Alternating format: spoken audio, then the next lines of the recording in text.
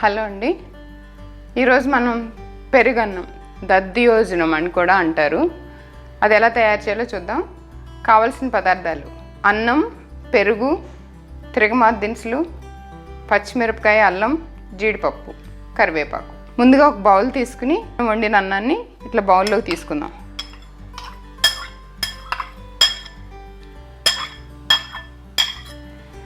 ఈ అన్నంలో ఒక్క హాఫ్ ఉప్పు సరిపడా ఉప్పు వేసేసి వేడిగా ఉన్నప్పుడే అన్నాన్ని బాగా మ్యాష్ చేయాలండి.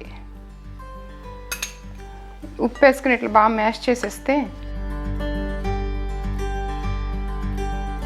పెరుగన్నానికి ఎంత మెత్తగా ఉంటే అంత బాగుంటుంది అన్నం.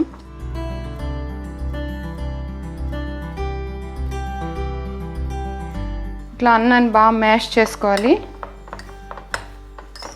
ఇప్పుడు ఇట్లా మ్యాష్ చేసుకున్న అన్నంలో పెరుగు కలుపుకుందాం.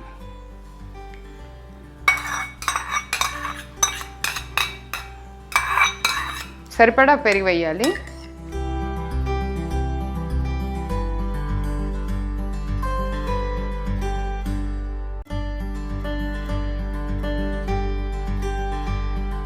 పెరుగన్నంలో కొంచెం పాలు పోస్తే తొందరగా పులవదన్నమాట. ఇది ఒక చిన్న టిప్పు.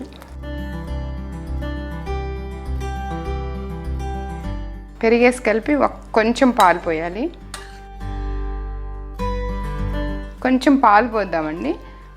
పెరుగన్నం కన్సిస్టెన్సీ బాగుంటుంది, పులవకుండా ఉంటుంది అన్నమాట పాలు పోస్తే.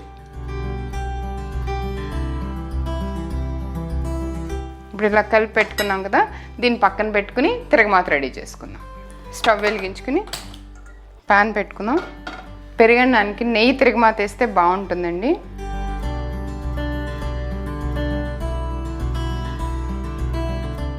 నేతిలో కొంచెం జీడిపప్పు వేయించేసుకుని పక్కన పెట్టుకుందాం.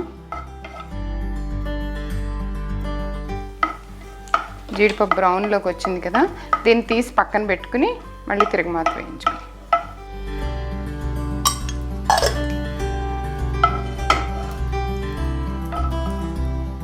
ఆవాలు, శనగపప్పు, మినపప్పు, జీలకర్ర, మెంతులకు బదులు మెంతి పిండి వేస్తాను నేను.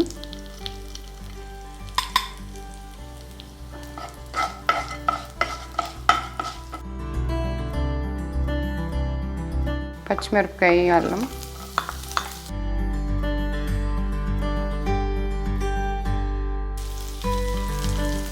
కరివేపాకు.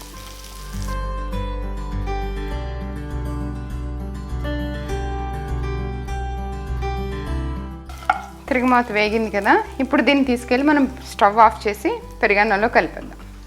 సో కలిపిన పెరుగన్నం ఉంది కదా, ఈ తిరగమాతని పెరుగన్నంలో కలిపేసుకుందాం.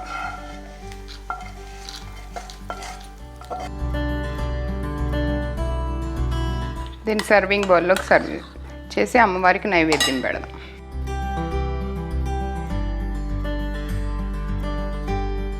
ఇలా డ్రై ఫ్రూట్స్ అయినా వేసుకోవచ్చు, పామోగ్రనేట్ అయినా వేసుకోవచ్చు, ఎవరికి ఏది ఇష్టమైతే అది వేసుకోవచ్చు. ఇది అమ్మవారికి నైవేద్యం పెట్టి అమ్మవారి ఆశీస్సులు పొందుదాం.